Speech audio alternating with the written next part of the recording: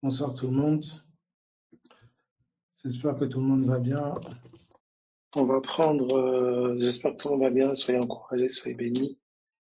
Donc on va prendre, je vais prendre plusieurs textes encore. Alors, je vais beaucoup parler pour moi.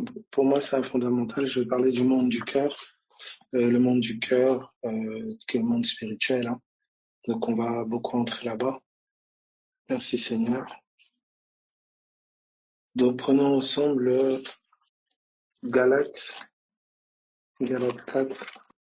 Donc voilà. Donc ce que j'aimerais faire comprendre, j'aimerais que tu comprennes que Galates chapitre 4 à partir du verset 6. Donc j'aimerais que tu comprennes que toute la réalité du spirituel, c'est une réalité intérieure qui doit prendre forme à l'extérieur. D'accord? Donc tout ton combat, tout l'enjeu, aussi spectaculaire qu'il soit à l'extérieur, eh ben c'est de l'intérieur que ça se décide, c'est de l'intérieur que ça s'établit. Et de manière plus pratique et plus précise, c'est le monde de la pensée. C'est dans tes pensées, d'accord? C'est dans ton cœur, c'est dans tes pensées. Même quand on dit cœur, parfois c'est abstrait pour beaucoup. C'est dans tes pensées, d'accord? C'est dans ton entendement, dans tes pensées profondes que tout se détermine et tout se joue, d'accord? Donc c'est important que tu gardes tes pensées. Alors tu peux pas garder tes pensées en disant seulement oui, je garde mes pensées, je garde mes pensées. Je vais montrer donc ici de manière pragmatique certaines choses et tout ça. Au nom de Jésus. Alors, je vais prendre avec vous Galates chapitre 4 à partir du verset 6. D'accord? Galates chapitre 4 à partir du verset 6. Donc je lis. Et parce que vous êtes fils, Dieu a envoyé dans nos cœurs l'esprit de son fils. D'accord? Parce que vous êtes fils, Dieu a envoyé dans nos cœurs l'esprit de son fils. D'accord? Il n'a pas dit, il a envoyé dans nos cœurs l'esprit de son fils, et c'est pourquoi vous êtes fils. Non. Il a dit parce que vous êtes fils, et il a envoyé dans nos cœurs l'esprit de son fils. D'accord? Alors, c'est ça quand il est dit au verset 4. Regardez au verset 4. Donc, ce que je veux établir, c'est quoi? C'est que l'esprit suit la parole. Parce que vous êtes fils, il a envoyé dans nos cœurs l'esprit de son fils. D'accord? Il y a la vérité de la parole qui dit vous êtes fils, parce que Jésus est mort et qu'il est ressuscité. D'accord? Vous avez embrassé ce message, vous avez embrassé l'évangile, et parce que vous avez embrassé l'évangile, l'esprit de l'évangile, l'esprit du Fils est venu dans votre cœur, s'établir dans votre cœur. D'accord? Donc tu dois avoir, et tu peux mettre ça pour plusieurs choses. D'accord? Parce que vous êtes guéri, il a envoyé dans votre cœur l'esprit de guérison. Parce que vous êtes délivré, il a envoyé dans votre cœur l'esprit de délivrance. D'accord? Donc tu dois comprendre que tout commence par le positionnement que ton cœur prend pour la parole de Dieu, pour ce que Dieu a déclaré. Quand je dis la parole de Dieu, je suis en train de dire bien sûr l'évangile. D'accord? Écoutez, vraiment, j'entendais encore certains prédicateurs aujourd'hui qui disent beaucoup de choses. Écoutez, si on ne vous prêche pas l'évangile, c'est-à-dire ce qu'on vous raconte n'est pas en rapport avec la mort, l'ensevelissement et la résurrection de Jésus, eh ben écoutez, ce n'est pas l'évangile, c'est pas la parole de Dieu. Ce n'est pas la parole de Dieu.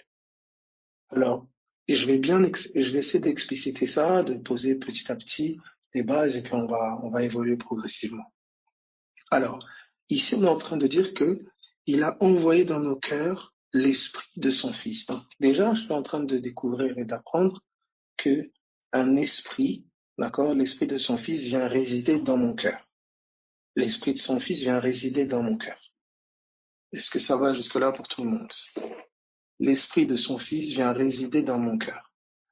Alors, je prends un autre passage avec vous, c'est Luc chapitre 9, à partir du verset, Luc 9, à partir du verset 51. Luc 9, à partir du verset 51. D'accord? C'est important. Tu dois être conscient que, quoi que tu vois, quoi que tu expérimentes extérieurement, ce qui est destructeur, c'est pas l'extérieur, mais c'est la pensée qui s'établit au-dedans de toi. c'est la pensée qui s'établit au-dedans de toi. D'accord? Prenons ensemble euh, Luc chapitre 9. Luc chapitre 9, à partir du verset, Luc 9 à partir du verset 51. Luc 9, 51. Alors je lis, voilà. Lorsque le temps où il devait être enlevé du monde approcha, Jésus prit la résolution de se rendre à Jérusalem. Il envoya devant lui des messagers qui se mirent en route et entrèrent dans un bourg des Samaritains pour lui préparer un logement.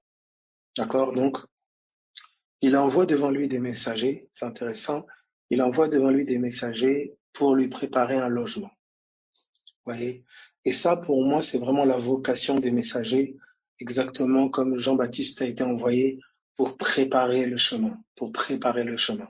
D'accord? Il y a cette réalité-là, en fait, où la vocation de tout messager, de tout envoyé, c'est de préparer ton cœur comme un logement pour que la parole de Christ s'y établisse. D'accord? Donc, je prie que ton cœur soit un logement préparé afin que la pensée de Christ puisse y demeurer, puisse s'établir. Donc, il dit ici, mais on ne les reçut pas. Et il est là le problème. Mais on ne les reçut pas parce qu'ils se dirigeaient sur Jérusalem. Les disciples Jacques et Jean, voyant cela, dirent. Donc Jacques et Jean, voyant qu'on ne les reçoit pas, ils disent ceci. Seigneur, veux-tu que nous commandions que le feu descende du ciel et les consume? Donc Jacques et Jean ont l'idée, d'accord? Jacques et Jean ont l'idée qui s'exprime par une parole de faire descendre le feu du ciel pour que ça consume les personnes qui n'ont pas voulu le recevoir.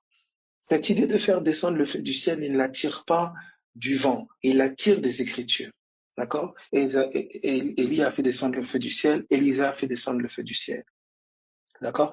Donc ce n'est pas quelque chose qui disent en l'air. D'accord? C'est quelque chose qu'ils ont tiré de l'Écriture.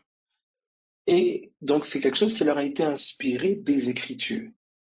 Mais pourtant, regardez regardez la réponse de Jésus et comment Jésus va aisément exposer la nature de l'inspiration qui les anime. Il dit, Jésus se tourna vers eux et les réprimanda. Il les réprime. Et il dit ceci, vous ne savez de quel esprit vous êtes animés. Donc ici, en ayant cette idée, Jésus dit, vous ne savez de quel esprit vous êtes animés. Donc cette pensée qui s'est déposée dans leur cœur était le fruit du mouvement d'un esprit. D'accord? Donc le mouvement de l'esprit s'est traduit par une pensée qui leur a été inspirée. Est-ce que ça va jusque-là pour tout le monde? J'aimerais que tu comprennes ça, c'est très important. Certaines pensées qui viennent te solliciter à certains moments, certaines pensées qui viennent comme t'accabler, qui sont parfois oppressantes et où tu dois être conscient que ce soit pour toi ou que ce soit pour d'autres personnes, etc. Certaines pensées même qui lorsqu'elles viennent, elles viennent avec parfois des sensations physiques et autres. Tu dois être conscient que tu es face à un esprit. C'est un esprit qui est en train d'opérer, c'est un esprit qui est en train de t'oppresser. Et tu ne peux pas, la chair elle est faible, tu peux pas résister à un esprit avec la chair. Tu ne peux résister à un esprit que par le Saint-Esprit. Et si un esprit vient avec une pensée, le Saint-Esprit aussi vient avec une pensée. Et la pensée du Saint-Esprit, c'est l'Évangile. C'est la mort de Christ, son ensevelissement et sa résurrection. Toute ta pensée, au nom de Jésus, que toutes tes os, toutes tes paroles, toute ton attention soit centrée dans cette vérité. La mort de Jésus, son ensevelissement et sa résurrection.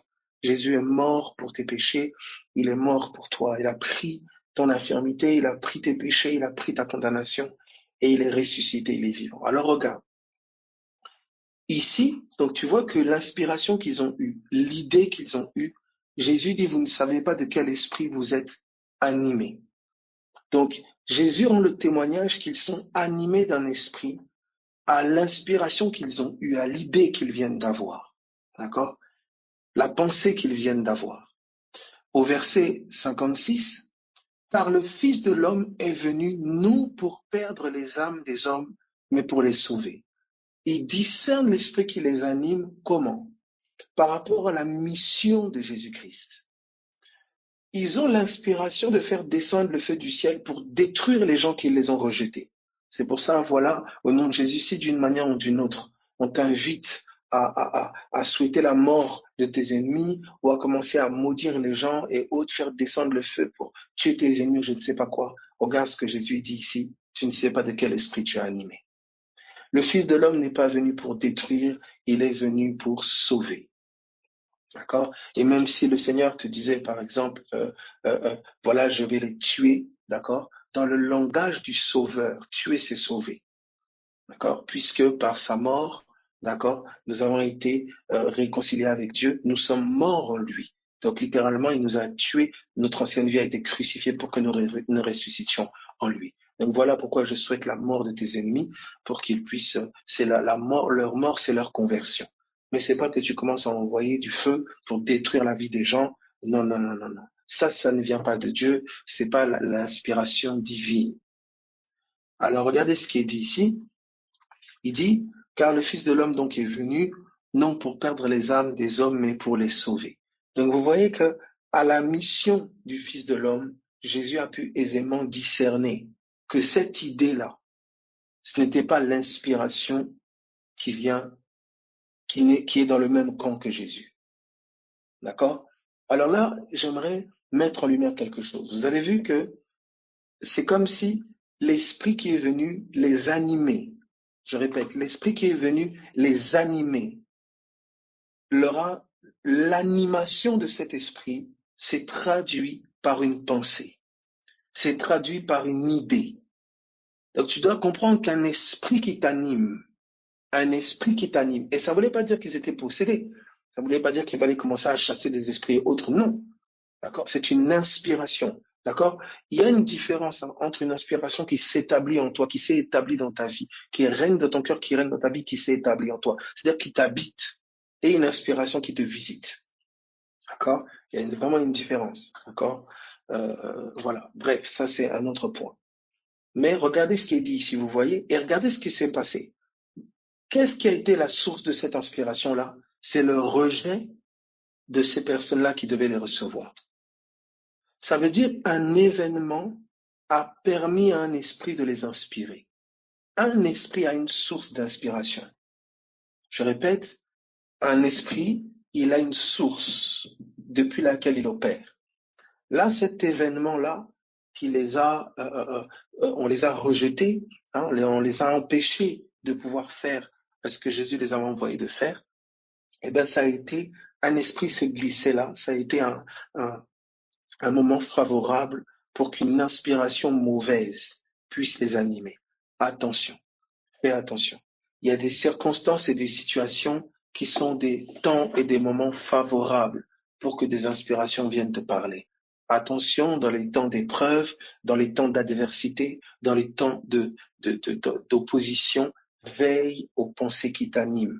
Veille aux pensées qui t'animent puisque ce sont des temps et des moments favorables pour que les esprits mauvais et autres, les mauvaises inspirations viennent t'inspirer.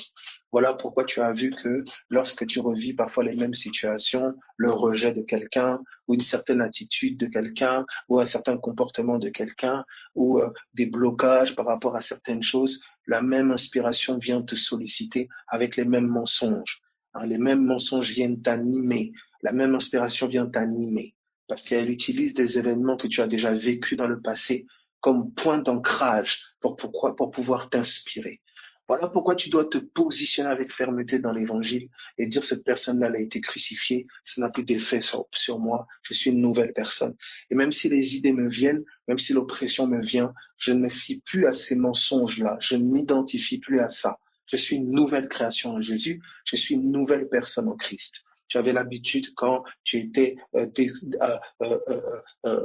abattu, etc., de commencer à fumer, je ne sais pas comment, comme un pompier, voilà. Et donc c'est à chaque fois qu'une situation de tristesse, une situation qui va t'inspirer, le découragement vient se présenter à toi, et ben cette inspiration, cet esprit vient t'animer avec ces idées-là. Fume-en une petite. Après une petite, ça devient deux petites, 3, 4, 5 petites, et ça finit le paquet. Ah non, mais voilà, parce que tu avais l'habitude pour te détendre quand tu étais stressé. D'accord? Cette inspiration-là utilisait ces temps-là. D'accord? Donc, tu dois être conscient de ça. Il y a comme des moments qui vont permettre à certaines inspirations de t'inspirer. Maintenant, tu ne peux pas leur résister parce que ton âme a été habituée à fonctionner comme ça. Ce n'est qu'en t'immergeant dans l'évangile, qu'en tournant tes pensées vers Jésus. D'accord? Ce n'est qu'en tournant tes pensées vers Jésus qu'il y a ce renouvellement, il y a la puissance de l'esprit de Jésus puis qui peut commencer à résister à ces choses-là. D'accord? Et il faut que tu sois animé par l'esprit de Jésus. Animé par l'esprit de Jésus. Ça veut dire d'autres pensées vont se dresser contre ces forteresses-là, contre ces raisonnements-là, contre ces pensées qui sont animées d'un autre esprit. D'accord? La source d'inspiration, c'est-à-dire la source du Saint-Esprit, c'est l'œuvre de la croix. C'est l'évangile. Donc, quand tu commences à raisonner, à penser à l'évangile, c'est-à-dire penser à Christ et ce qu'il a fait, eh ben, c'est une source d'inspiration. L'Esprit va commencer à te parler. Le Saint-Esprit va commencer à t'inspirer, il va commencer à te parler. Il va commencer à établir des pensées en toi. Il va commencer à consolider des raisonnements et toute une mentalité en toi. D'accord? Son règne s'établit dans ton cœur. Alors, prenons ensemble Proverbe chapitre 18. Proverbe chapitre 18. C'est pour ça, lorsque tu es troublé, lorsque tu es perdu, tu es oppressé dans tes pensées, tu ne sais plus où trop donner de la tête, tu es comme confus au-dedans de toi, tourne-toi vers la croix. Reviens au pied de la croix, reviens à ce fondamental qui est l'évangile. Reviens à la parole de Dieu. Tu vois, regarde à Jésus, ce qu'il a fait, qui il est, ce qu'il a fait. Regarde-le simplement, pense à lui. Et tu verras que l'inspiration le Saint-Esprit va commencer à souffler à ton entendement, souffler à ton cœur les pensées du ciel. Alors, prenons ensemble le Proverbe chapitre 18, Proverbe 18, Proverbe 18, Proverbe 18, à partir du verset 4. Proverbe 18, verset 4. Proverbe 18, verset 4. Merci Jésus. Proverbe 18, verset 4. Donc, Proverbe 18, à partir du verset 4. Donc, je lis. Les paroles de la bouche d'un homme sont des eaux profondes. Les paroles de la bouche d'un homme sont des eaux profondes. La source de la sagesse est un torrent qui jaillit. Alors, on te dit ici quelque chose dans le spirituel. On est en train de te dire que les paroles de la bouche d'un homme sont des eaux. D'accord? Sont des eaux profondes. OK? Donc, tu es en train de découvrir ici. Donc, quand Jésus va te dire, par exemple, que celui qui croit en moi, des fleuves d'eau vive vont jaillir du dedans de lui, vont jaillir de son sang. Il est en train de te dire en fait que des paroles de vie vont jaillir de toi. Une inspiration, tu vas être inspiré de paroles vivantes, de paroles d'en haut, de paroles divines. Tu vas être animé d'une pensée que tu n'as jamais eue avant, tu ne pensais pas comme ça avant. Tu vois, il y a des paroles nouvelles qui vont monter en toi. D'accord? Et donc la source de ces eaux-là, d'accord, la source de ces eaux-là, c'est l'œuvre de la croix. C'est merveilleux quand ce soldat est venu et qu'il a percé le côté de Jésus, l'eau est sortie. L'eau et le sang sont sortis. Tu comprends? Ça veut dire que c'est de la mort de Jésus, c'est de sa crucifixion que la source d'eau est sortie afin que, voilà, c'est pour ça que je dis que l'Esprit dit que la source d'inspiration, la source de l'eau, c'est l'œuvre de la croix. Alors, regardez maintenant, nous sommes dans Jean chapitre 5. Jean chapitre 5, encore, Jean chapitre 5. Jean chapitre 5, Jean chapitre 5, à partir du verset 1er. Jean chapitre 5, à partir du verset 1er. D'accord? Ne te laisse pas gagner, ne te laisse pas persuader par d'autres pensées que celles du Seigneur. Si une pensée commence à gagner ton cœur, va à la croix. D'accord? N'accepte pas une pensée, n'adhère pas à une pensée qui n'est pas l'évangile, qui n'est pas en accord avec l'évangile. D'accord? C'est là que tout commence déjà. Si une pensée vient à toi et que tu l'acceptes, oui, la culpabilité, la condamnation, beaucoup de choses, la honte, le passé qui revient, certaines choses Voilà. Et vous savez, l'ennemi, il est extrêmement rusé pour corrompre nos pensées et établir des pensées mensongères. Il est très rusé pour ça. Donc c'est pour ça que ton cœur ne peut être gardé qu'en Christ, c'est-à-dire dans la vérité de l'évangile. Tu peux pas commencer à dire, ah non, faut pas que je pense comme ça, faut surtout pas que je pense comme ça. Tu vas penser comme ça. Tu dis à quelqu'un, non, faut pas que tu penses comme ça, il pensera comme ça. Il faut que tu penses à l'évangile. À dire, il faut pas que tu penses comme ça, tu penseras comme ça. Mais en tournant tes yeux vers l'évangile, en prêchant l'évangile, en annonçant l'évangile pour toi-même, pour les autres, parlant cet évangile-là, parlant ce que Christ a fait, parlant ce que Christ a accompli, parlant l'œuvre de la croix, ben, tes yeux sont devant la croix, tes yeux sont devant ce que Christ a fait. Tu sais, il est facile d'élever ce que toi tu fais. Il est facile d'élever ce que toi tu vis. Tu vois, d'élever ton problème plus que le problème que Christ a porté. Tu vois, il faut que sur tes lèvres et dans ton cœur soit ce que lui a enduré, ce que lui a porté. Il a porté ta maladie, il a porté ton fardeau, il a pris ton péché, il a pris ta honte, d'accord? Lui a souffert, lui a vaincu, lui a triomphé, lui a dépouillé les autorités, les principautés et autres. Voici ce qui doit animer ton cœur et ta pensée. Tu vois, si tu commences à penser à toi, oh non, oui, moi, j'ai vaincu, moi, avec toutes ces histoires de développement personnel et de psycho, etc., mon ami, ce n'est pas la victoire face à l'ennemi. C'est pas toi qui as la victoire, c'est Christ qui, qui vaincra au travers de toi. D'accord? C'est Christ qui vaincra au travers de toi. C'est pour ça que d'ailleurs, ils l'ont vaincu, l'accusateur, à cause du sang et la parole de leur témoignage. C'est grâce à l'œuvre de la croix qu'ils ont vaincu l'accusateur. D'accord? Donc, dans Jean chapitre 5, d'accord? Donc, on vous dit qu'ils ont vaincu l'accusateur. L'accusateur, il n'accuse pas tes cheveux, il n'accuse pas tes orteils. L'accusateur, il travaille dans ta conscience. C'est-à-dire que si on dit ils ont vaincu l'accusateur, ça nous témoigne par là, d'accord, que ce combat avait bien lieu dans leur entendement. Ce combat avait bien lieu dans leur cœur. D'accord? On entrera là-bas tout à l'heure, c'est Apocalypse. Donc nous sommes dans Jean chapitre 5 à partir du verset 1er. Jean 5, 1. Jean 5, 1. Jean 5, 1. D'accord? Donc Jean 5, 1. Après cela, il eut une fête des Juifs et Jésus monta à Jérusalem. Or, à Jérusalem, près de la porte des brebis, il y avait une piscine qui s'appelle en hébreu Bethesda et qui a 5 portiques. D'accord? Donc, il y avait une piscine qui en hébreu s'appelle Bethesda. C'est intéressant de voir que Bethesda signifie maison de miséricorde. Maison de miséricorde. Donc, il dit ici, elle avait 5 portiques.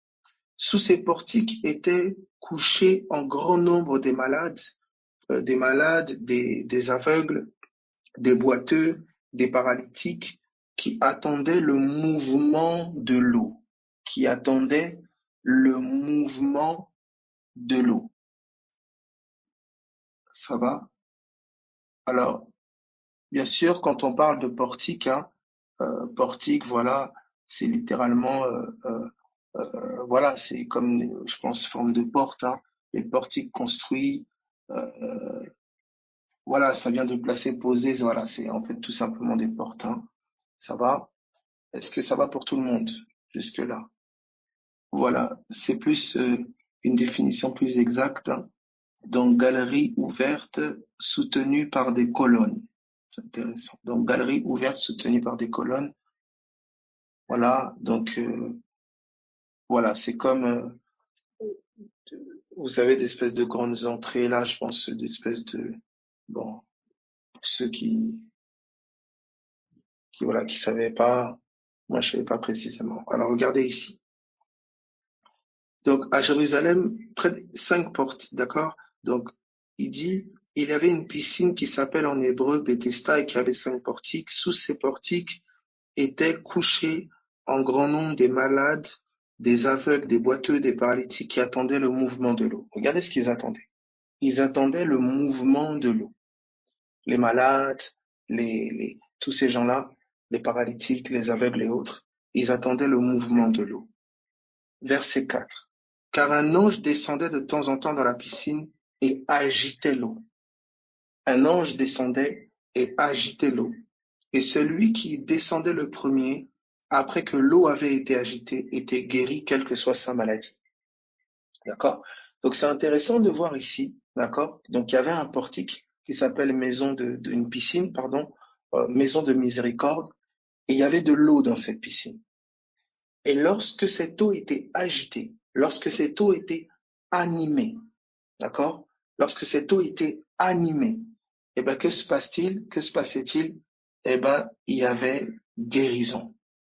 Est-ce que tout le monde capte ça?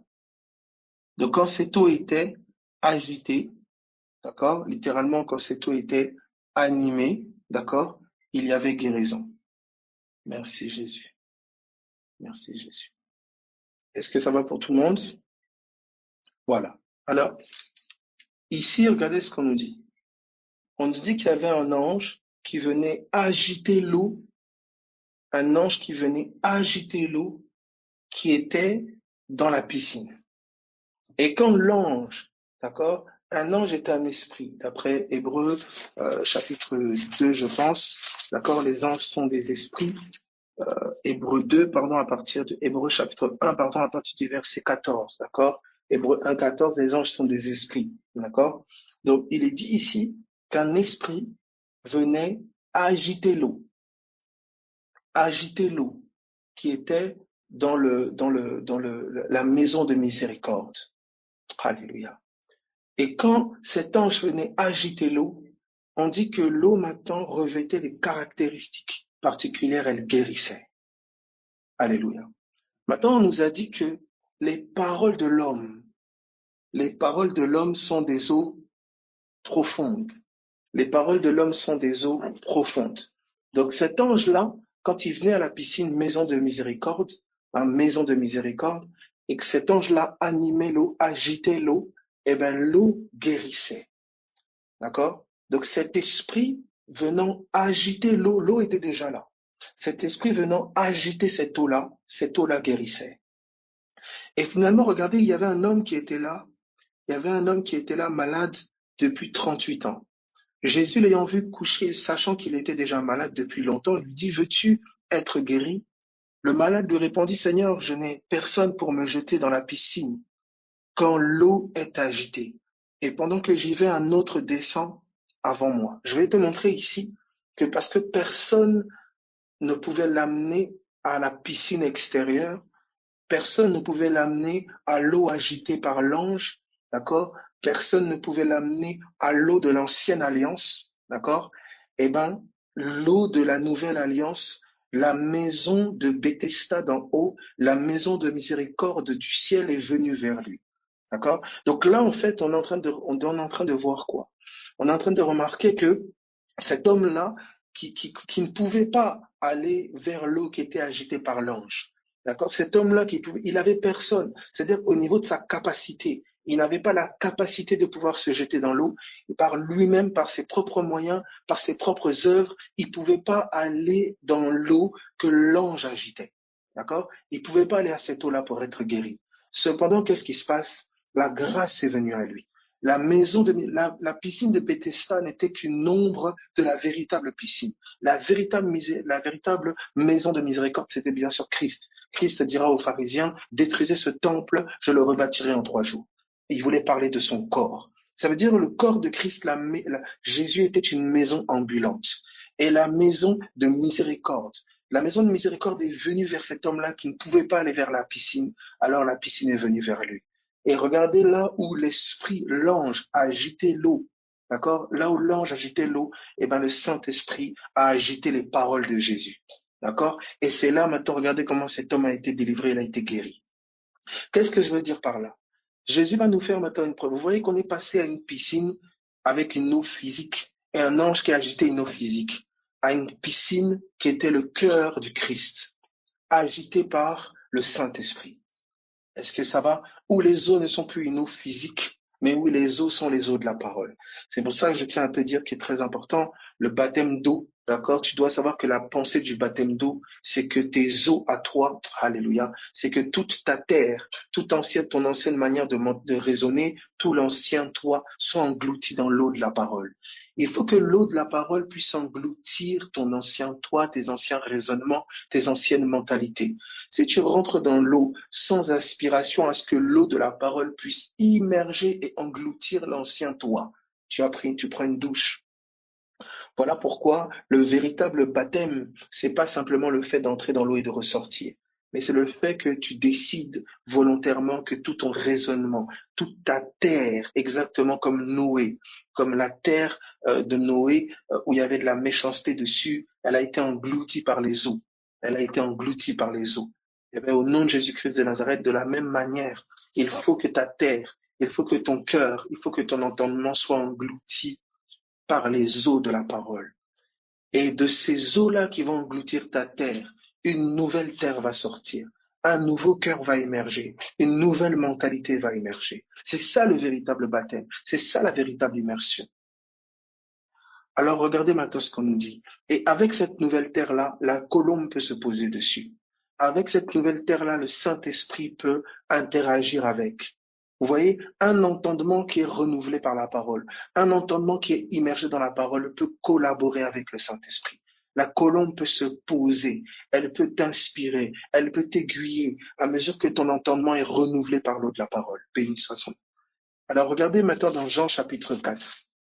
Dans Jean chapitre 4 à partir du verset 1er. C'est intéressant de voir Jean 4 et Jean 5 qui se suivent parce que c'est la même révélation du Maître ici qui s'est dévoilée. Jean chapitre 4 à partir du verset 4. Jean 4, 4. Est-ce que jusque-là, ça va pour tout le monde? Jean 4, 4.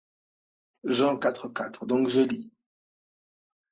Comme il fallait qu'il passe par la Samarie, il arriva dans une ville de Samarie nommée Sichar, près du champ que Jacob avait donné à Joseph son fils. Il se trouvait le puits de Jacob. Il se trouvait là le puits de Jacob, d'accord? Jésus, fatigué du voyage, était assis au bord du puits. C'était environ la 6e heure. Une femme de Samarie vint puiser de l'eau. Jésus lui dit, donne-moi à boire. Car ses disciples étaient allés à la ville pour acheter des vivres. La femme samaritaine lui dit, comment toi qui es juif, me demandes-tu à boire, à moi qui suis une femme samaritaine? Les Juifs, en effet, n'ont pas de relation avec les Samaritains. Vous voyez encore, on a une femme ici, cette notion de séparation entre les Juifs et les Samaritains, c'était une notion de l'ancienne alliance, d'accord? Parce que, voilà, on considérait les non-Juifs comme, vous voyez, païens, tout ce que vous voulez, ceux qui pratiquaient pas le culte, etc., de Moïse, etc. Donc vous voyez que la mentalité de cette femme, c'est la mentalité traditionnelle. Et ça se traduisait par une femme qui allait boire au puits de Jacob. Elle allait chercher de l'eau au puits de Jacob. Et regardez ce qui va se passer. Regardez ce qu'on nous dit.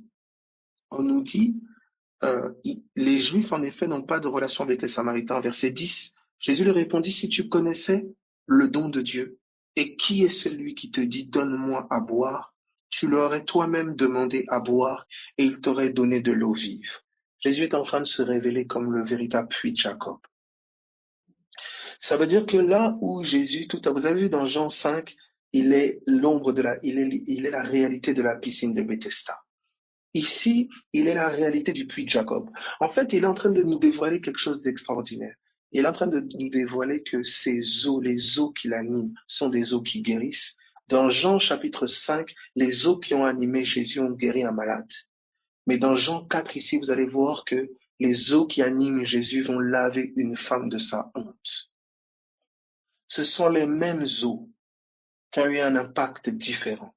Cette femme n'était pas malade extérieurement, mais elle menait une vie. Elle était malade dans son cœur.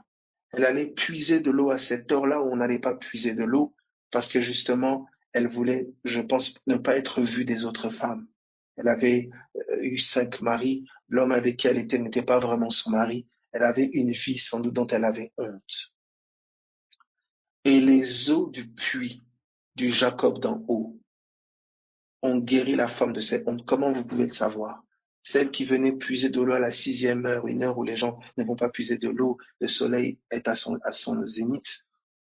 Là, on a une femme qui va courir annoncer aux Samaritains. Elle va annoncer la bonne nouvelle du Christ. Ça veut dire on est passé d'une femme honteuse, cachée, qui vient puiser de l'eau là où personne vient puiser, à une heure où personne vient puiser de l'eau, à une femme qui est partie courir annoncer. Il m'a dit toute ma vie, il m'a dit toute ma vie. C'est la même mot qui a lavé la honte de cette femme. C'est la même mot qui a guéri cet homme-là qui était à la piscine de Bethesda. Cette eau-là, aujourd'hui, elle est en toi, par le Saint-Esprit. Des paroles de vie sont en toi. La parole qui viennent d'où? De l'œuvre de la croix, de l'œuvre de Christ, de ce que Jésus a accompli. Lorsque tes pensées se tournent vers ce que Jésus a fait, il y a des fleuves d'eau vive qui vont commencer à jaillir de toi. Ne t'étonne pas que quand tu commences à penser à l'évangile, tu commences à penser à ce que Christ a fait. Le parler en langue peut même commencer à émerger de toi. Des paroles de vie vont commencer à sortir de toi. Parce que Jésus a payé le prix. Jésus est mort à la croix. Les actes dans les ordonnances te condamnaient. Les paroles de mort, les paroles de culpabilité, de condamnation sont tombées sur lui. Il les a prises. Il a pris ces pensées-là. Et il t'a donné la pensée de vie. Il t'a donné la pensée du ressuscité. Il t'a donné la pensée de la résurrection. Alors regardez maintenant ceci, ici la suite. Nous sommes au verset Jésus qui lui dit, si tu connaissais le don de Dieu, des fleuves d'eau vive, d'accord? Il t'aurait donné de l'eau vive. Verset 11, Seigneur, lui dit la femme, tu n'as rien pour puiser et le puits est profond. D'où aurais-tu donc cette eau vive? Vous voyez? Le réflexe, vous voyez, les pensées naturelles vont toujours contester quand la parole vient. Parce que, regardez ce qui se passe.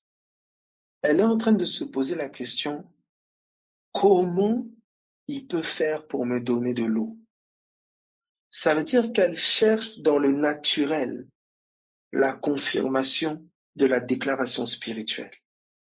Jésus lui dit, si tu connaissais le don de Dieu, alléluia, si tu connaissais la grâce, si tu connaissais le don qui a été fait, en d'autres termes, en fait, si tu connaissais l'évangile, c'est toi qui m'aurais demandé à boire. C'est toi qui aurais demandé l'esprit. C'est toi qui aurais demandé l'inspiration. C'est toi qui aurais demandé les paroles de vie. Voilà ce qui est demandé lorsque l'on connaît le don de Dieu. C'est pas les voitures qui sont demandées. C'est pas les maisons qui sont demandées. C'est pas un mari, une femme ou je sais pas qui est demandé d'abord. Non. C'est l'eau vive. Parce que de cette eau vive, tout découle. De ce Saint-Esprit, tout découle. De ces paroles vivantes, tout découle. Et regardez ce qui est dit ici. Il dit, tu m'aurais demandé à boire et je t'aurais donné de l'eau vive. Il dit, automatiquement, il dit, mais tu n'as rien pour puiser. Parce que elle ne connaît que puiser avec un seau. Tu n'as rien pour puiser. Il faudrait que tu comprennes que cette parole-là est une parole nouvelle. Ce sont des choses que l'œil n'a point vues, que l'oreille n'a point entendues, qui ne sont pas montées dans le cœur de l'homme. Ce n'est plus un seau physique, mais c'est le seau d'en haut. C'est le seau d'en haut. Et vous allez voir que elle dit, tu n'as rien pour puiser. Oh, elle ne savait pas que c'était elle-même le seau. C'est pour ça que le seau avec lequel elle allait puiser dans le puits de Jacob, une fois qu'elle a entendu les paroles de Jésus, elle a laissé son seau physique pour aller elle-même être un seau. Alléluia. Parce que quand elle a reçu la parole, l'eau est entrée en elle. Elle était le seau qui a puisé dans l'eau du puits de Jacob d'en haut. Elle était le seau qui a puisé dans l'eau du Christ. Oh, Jésus. C'est comme ça qu'elle a pu aller maintenant annoncer. C'est pour ça que je prie au nom de Jésus-Christ de Nazareth que tu sois un puits efficace, que tu sois un seau, des seaux qui soient envoyés en cascade pour aller annoncer la parole de vie. Pas des paroles de mort, des pensées de mort, etc. et toutes ces autres pensées. Tu dois te recentrer sur l'évangile. Tu dois retourner puiser au puits de Jacob du ciel. Alors regardez ceci. Alors, je dis ceci. Quelqu'un me dit, pardon, est-ce que tu peux reprendre avec le seau? Je dis ceci. Elle allait avec un seau puisé au puits de Jacob. Elle allait avec un seau puisé au puits de Jacob. Je dis ici que Jésus est la réalité d'en haut du puits de Jacob. Il est le puits de Jacob d'en haut. Et c'est en lui que la véritable eau était. Quelle eau? Les paroles de vie. Il lui dit que si tu crois en moi, des fleuves d'eau vive vont jaillir de ton sein. Ça veut dire que cette femme-là ignorait qu'elle était elle-même un seau qui devait puiser dans les eaux, vous comprenez, du puits de Jacob d'en haut. D'accord? Vous allez voir tout à l'heure dans la suite de la lecture qu'une fois qu'elle va entendre qu'il est le Christ, qu'elle en a la révélation, elle va laisser son seau physique et elle va aller annoncer en Samarie. C'est-à-dire, c'est comme si le seau qu'elle utilisait pour aller puiser dans le puits de Jacob, elle est elle-même devenue ce seau, animé et rempli des eaux d'en haut pour aller annoncer aux Samaritains. Est-ce que quelqu'un comprend ce que je dis? Donc, je fais ce parallèle-là ici entre le puits de Jacob et le seau de cette femme, et ce parallèle entre Jésus, qui est le puits d'en haut, et cette femme-là qui est le seau d'en haut. Alléluia. Alors, regardez la suite ici. Il continue, il dit, nous sommes au verset euh, au verset 12. Es-tu plus grand que notre père Jacob? Vous voyez ça? Qui nous a donné ce puits. Elle ignore que Jacob n'a donné qu'une copie. Là où Jacob, oh Seigneur Dieu, oh mon Dieu. Écoutez, cette même phrase-là, les pharisiens ont dit la même chose avec Moïse. Ils ont dit, Moïse nous a donné le pain du ciel. Parce que pour eux, Moïse, c'était leur père. Et ici, il dit, Jacob, notre père, tu es plus grand que Jacob, notre père, qui nous a donné ce puits. En fait, Jésus est en train de révéler à cette femme que le Père Céleste est en train de te donner le vrai puits. Le vrai puits est là. Exactement comme il a dit dans Jean 6 à ces hommes-là, écoutez, c'est mon Père qui vous donne le vrai pain. Je suis le pain de vie. Ça veut dire qu'ils ont comparé le pain qu'un homme leur a donné. Ils ont comparé le puits qu'un homme leur a donné au véritable puits, au véritable pain que Dieu donne. Au nom de Jésus-Christ de Nazareth, que tu cesses de t'attacher à ce que l'homme donne, mais que tu saisis enfin pleinement ce qui t'a été donné par le Père Céleste. Et qu'est-ce qui t'a été donné par le Père Céleste? C'est pas probablement des voitures, c'est pas proprement des maisons. Ça, ce ne sont que des copies du véritable don. Le véritable don, c'est la vie du Fils. Le véritable don, c'est le Christ à la croix. Dieu t'a donné son Fils. Écoute-moi, c'est pas un médecin, c'est pas la guérison que le médecin donne. Le médecin ne peut pas te donner la guérison. Il te donne une guérison physique, peut-être, et encore. Pour les plus honnêtes, ils reconnaissent bien sûr qu'ils ne peuvent pas guérir. Ils aident à la guérison. La véritable guérison, elle vient du Père Céleste. C'est lui qui la donne. Et plus encore, j'aimerais te dire, il l'a déjà donné. Il l'a donné. Mais regarde où ça commence, dans ton cœur. Regarde ici cette femme. Elle s'attendait à une eau physique. Elle s'attendait à une eau physique. Elle ignorait qu'il y avait une eau supérieure. Elle ignorait qu'il y avait une eau qui pouvait la laver de sa honte. L'eau à laquelle, regardez ce qu'il lui dit. Regardez ce qu'il lui dit. On va continuer. Nous sommes au verset 12. Es-tu plus grand que notre père Jacob qui nous a donné ce puits et qui a bu lui-même ainsi que ses fils et ses troupeaux? Vous voyez? Elle est tellement dans l'ancienne mentalité. 1, Jacob était un être humain. 2, c'était un puits physique. Le Père Céleste, si tu connaissais le don de Dieu, si tu connaissais le don de Dieu, ça veut dire elle ignore que le véritable puits est enfin arrivé. Elle ignore que le troupeau pourra boire au véritable puits. Elle ignore que vous comprenez, ça veut dire qu'elle ignore celui qui est en face d'elle, comme tu ignores peut-être celui qui vit en toi. Parce que tu as encore des critères humains, tu as encore un entendement charnel, tu as encore des références terrestres. Elle compare ce Jésus qui est en face d'elle à son père Jacob, à son ancêtre je ne sais pas qui. Exactement comme tu compares l'évangile à tes traditions, comme tu compares l'évangile à des informations traditionnelles juridique ou médical ou je ne sais, tout le monde dit ça, ça a toujours été comme ça depuis des décennies et des siècles. Je prie au nom de Jésus que de la même manière que le véritable puits a renversé dans cette femme la compréhension du puits de Jacob, cet entendement traditionnel et charnel, je prie que l'évangile renverse ces traditions en toi. Je prie que l'évangile renverse ton ancienne mentalité. Je prie que l'évangile te débarrasse de ces mentalités héritées, de ces raisonnements tellement charnels, traditionnels, qui sont des prisons. Regardez comment cette femme, ça commence déjà à dire, entre les Juifs et les Samaritains, il n'y a pas de relation. Après, il lui dit, mais j'ai une eau pour toi. Il dit, non, non, non, tu es plus grand que Jacob, notre père. Vous voyez comment sa tradition l'empêche de pouvoir embrasser ce qui était en face d'elle, le don que Dieu était en train de lui faire. C'est pas Dieu qui n'a pas donné son fils. Ce sont nos forteresses qui nous rendent étrangers à la vie de Dieu. Notre ignorance de qui il est, notre ignorance du don de Dieu qui nous prive de la vie que Dieu nous a donnée. Cette vie est en toi. Parle l'évangile. Pense l'évangile. Mange l'évangile. Médite l'évangile. Immerge ta pensée dans ce que Christ est et ce qu'il a fait. Regardez la suite ici. Il continue, il dit à cette femme, verset 13, Jésus lui répondit, quiconque boit de cette eau aura encore soif. C'est ça le problème. C'est que l'eau du puits de Jacob physique, c'est une eau qui assouvit la soif de manière passagère. Tu sais, quel que soit le miracle physique, c'est passager. Mais il y a quelque chose qui veut s'établir éternellement dans nos vies. Il y a quelque chose qui veut s'établir éternellement. Vous voyez? Et c'est ça la caractéristique du miracle de Jésus. C'est qu'il demeure quand celui-ci est attaché à sa source, qui est Dieu.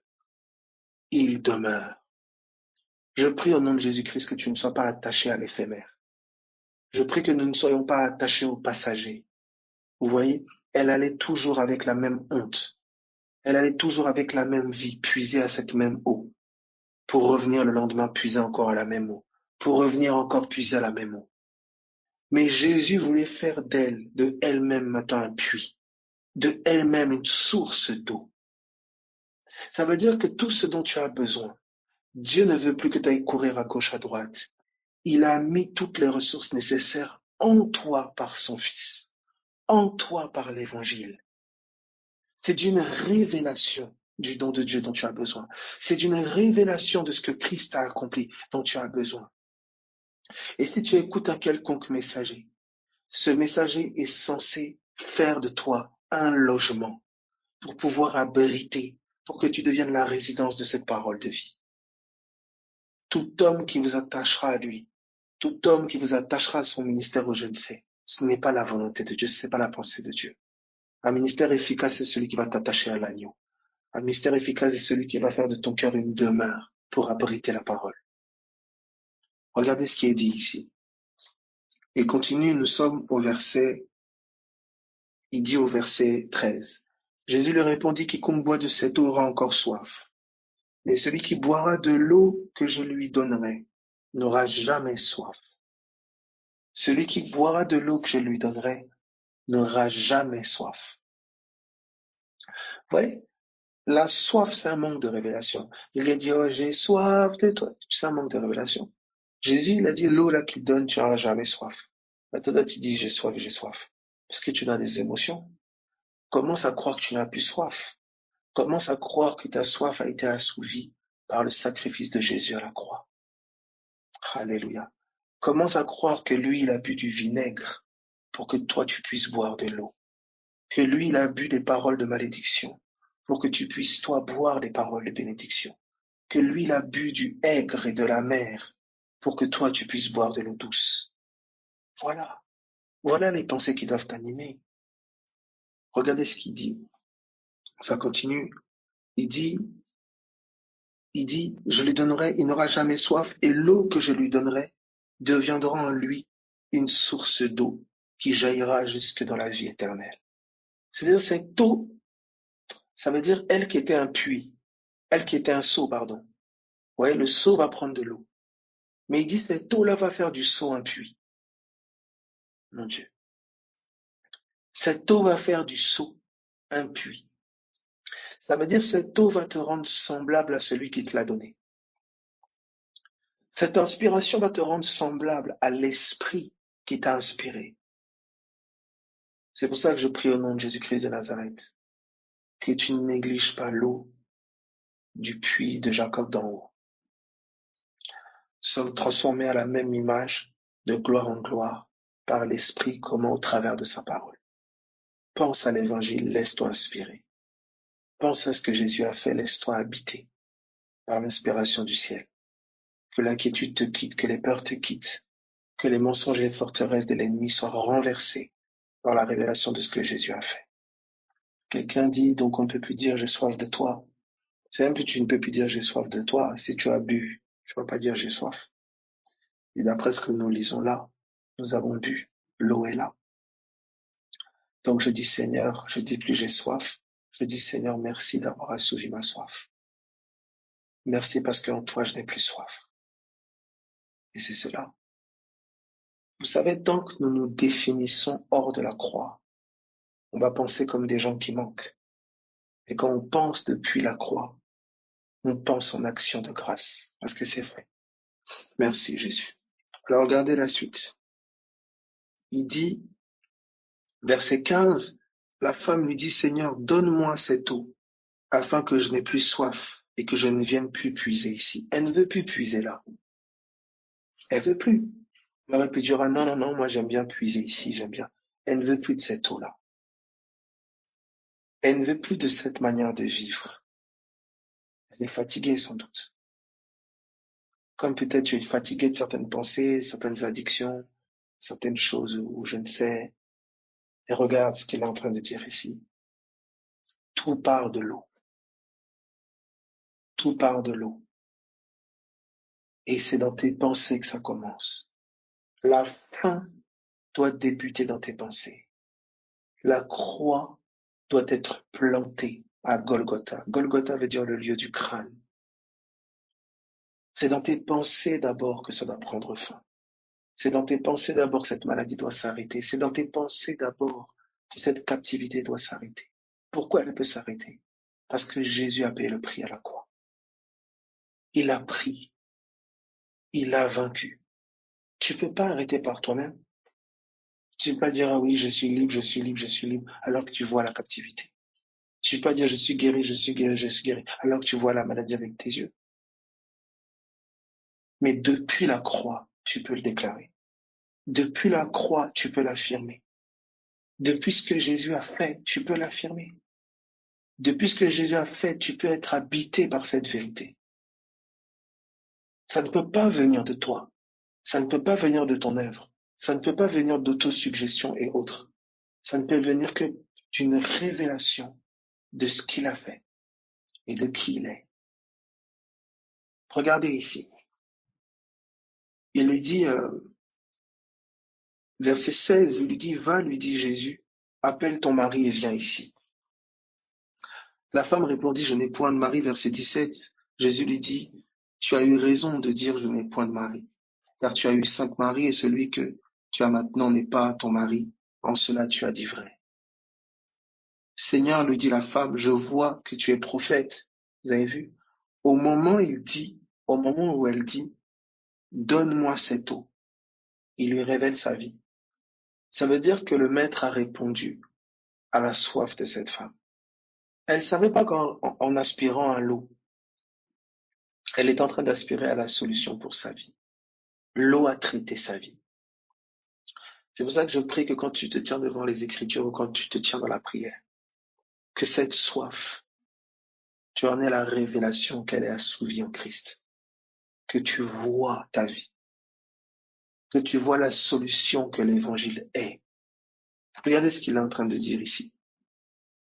Car tu as eu 5 maris et celui que tu as maintenant n'est pas ton mari. En cela tu as dit vrai. Seigneur, lui dit la femme, je vois que tu es prophète. Nos pères ont adoré sur cette montagne et vous dites, vous, que le lieu où il faut adorer est à Jérusalem. Vous entendez? Encore dans les traditions. Vos pères ont dit, nos pères ont dit, Jérusalem ou la montagne. Encore un lieu extérieur. Un puits extérieur. Toujours, vous voyez un peu la tradition? Et regardez ce qu'il dit. Femme, lui dit Jésus, crois-moi, l'heure vient, où ce ne sera ni sur cette montagne ni à Jérusalem que vous adorez le Père. C'est plus maintenant sur un lieu extérieur, mais vous adorez ce que vous ne connaissez pas. Nous adorons ce que nous connaissons, car le salut vient des Juifs. Il dit, mais l'heure vient, et elle est déjà venue où les vrais adorateurs adorons le Père en esprit et en vérité. Car ce sont là les adorateurs que le Père demande. Ce sera maintenant en esprit et en vérité. Alors vous savez que Jésus a dit, mes paroles sont esprit. Et Jean 17, il dit, ta parole est la vérité. Ça veut dire que les vrais adorateurs vont adorer maintenant depuis la parole. Le lieu, c'est plus Jérusalem. Le lieu, c'est plus la montagne. Le lieu, c'est maintenant devenu sa parole. Sa parole est la montagne. Sa parole est le lieu depuis lequel toute adoration monte. Voilà pourquoi je prie au nom de Jésus-Christ de Nazareth, que tu sois au bon lieu d'adoration. C'est depuis sa parole qu'un sacrifice de cœur authentique peut être offert à Dieu. Il n'y a que depuis sa parole que le sacrifice est agréé. Quel sacrifice a été agréé? Celui de Christ. Alléluia. C'est celui de Jésus. Il n'y a que depuis l'évangile qu'il y a une véritable adoration. Il n'y a pas ailleurs. C'est pas parce que tu chantes bien, c'est parce que tu joues bien les instruments. Non. Il n'y a que depuis l'évangile qu'une authentique adoration peut monter. Adoration, là, c'est la notion de sacrifice. Quand sur la montagne à Jérusalem, c'est des sacrifices qui étaient offerts. Et ça, l'adoration. L'adoration, c'est pas chanter, premièrement. L'adoration, là, quand il parle d'adoration, c'est la notion de sacrifice. Et il y a un sacrifice qui a été fait et qui a satisfait complètement Dieu. C'est le sacrifice de l'agneau. C'est Jésus. Donc les vrais adorateurs, ils adorent depuis la croix. Ils adorent depuis ce que Christ a fait. C'est plus à Jérusalem physique, c'est plus à la montagne physique, mais c'est depuis ce que Jésus a fait. Et depuis ce que Jésus a fait, nous célébrons. Depuis ce que Jésus a fait, nous élevons Dieu. C'est depuis ce qu'il a fait. Vous comprenez que vous n'êtes pas dans l'équation. Vous avez été greffé par son amour et sa grâce. Vous avez été greffé à l'agneau. Vous êtes co-héritier. C'est très important. Jésus doit être remis au centre. Il y a trop eu un vent religieux qui a dénigré, qui a diminué, qui a méprisé l'œuvre de la croix, alors que c'est l'œuvre essentielle. C'est l'œuvre fondamentale. C'est l'œuvre de tout est accompli. C'est l'œuvre du repos. Alors regardez ce qui est dit ici. Il continue. Il dit, la femme lui dit, je sais que le Messie doit venir, verset 25. Je sais que le Messie doit venir, celui qu'on appelle Christ, donc l'élu. Quand il sera venu, il nous annoncera toutes choses. Jésus lui dit, je le suis, moi qui te parle. Là-dessus arrivèrent ses disciples qui furent étonnés de ce qu'il parlait avec une femme, haute tradition. Toutefois, aucun ne dit, que demandes-tu? Ou de quoi parles-tu avec elle? Alors la femme, ayant laissé sa cruche, vous entendez ça?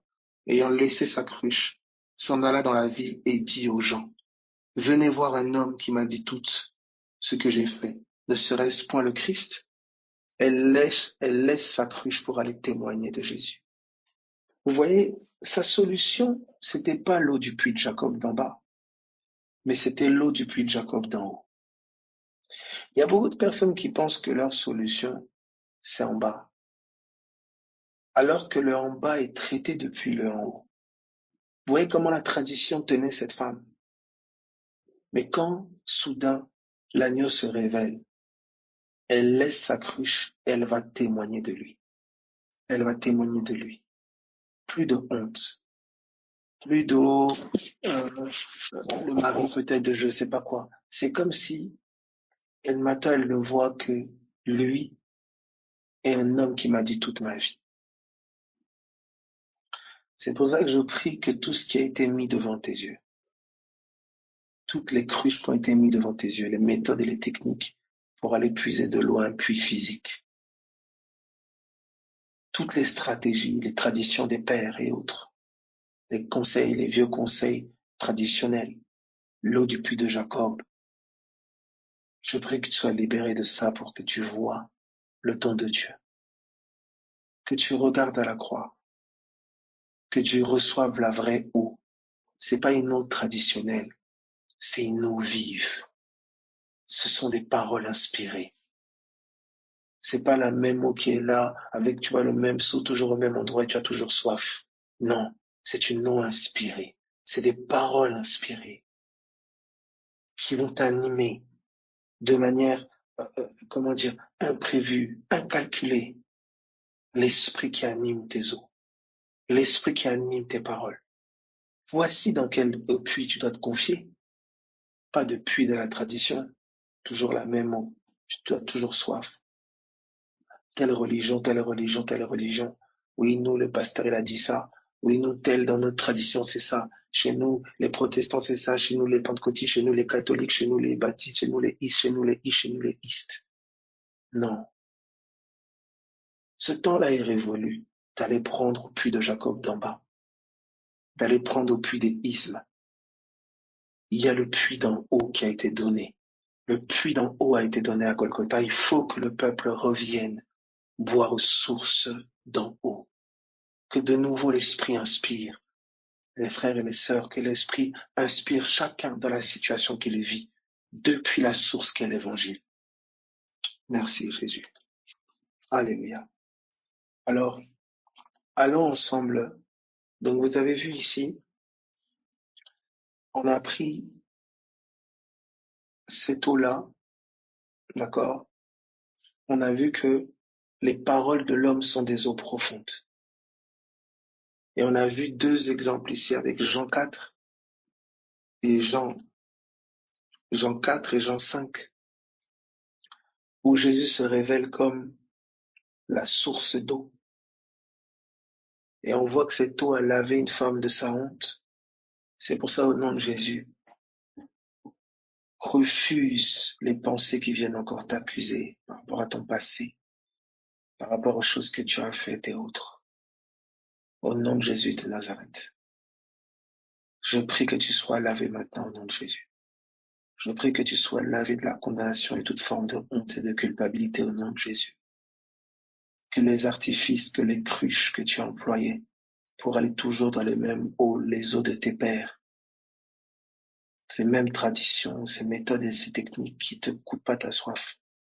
Je prie que l'eau du puits d'en haut t'anime, que l'inspiration du ciel t'anime, que ton passé soit englouti par les eaux du ciel, au nom de Jésus-Christ de Nazareth, au contact de l'œuvre de la croix. Jésus-Christ a pris ton passé, c'est terminé. Je prie comme cet homme-là peut-être, où les méthodes des hommes n'ont pas fonctionné. Le messager qui vient agiter l'eau de la piscine. Il y a des gens qui ont des gens pour les jeter dans l'eau. Il y a des gens qui ont la force pour aller. Toi, tu n'as peut-être plus de force. Au nom de Jésus-Christ de Nazareth, que l'eau de la piscine de Bethesda d'en haut, agitée par le Saint-Esprit, te guérisse maintenant dans le nom de Jésus-Christ de Nazareth. Que tu sois complètement guéri dans tes membres maintenant au nom de Jésus. Merci Seigneur, au nom de Jésus-Christ de Nazareth. Alors, allons ensemble, Exode 15 à partir du verset 22. Exode 15, 22. Alors, je lis, Exode 15, 22. Moïse fit partir Israël de la mer Rouge. Ils prirent la direction du désert de Chour. Et après 3 journées de marche dans le désert, ils ne trouvèrent point d'eau. Après 3 journées de marche dans le désert, ils ne trouvèrent point d'eau. J'insiste ici. Après 3 journées de marche, ils ne trouvèrent point d'eau. Alléluia. Note ces 3 jours, ça doit directement sonner à tes oreilles. Ils arrivèrent à Mara. Mara, qui est traduit en hébreu par amertume. amertume. Ils arrivèrent à Mara, mais il ne put pas boire l'eau de Mara, parce qu'elle était amère. C'est pourquoi ce lieu fut appelé Mara. Donc, ils ont fait 3 jours. Ils sont à 3 jours de marche. Ils arrivent à un point d'eau, d'accord? Donc, c'est intéressant de voir que désert, c'est midbar. Désert, midbar, qui veut dire bouche.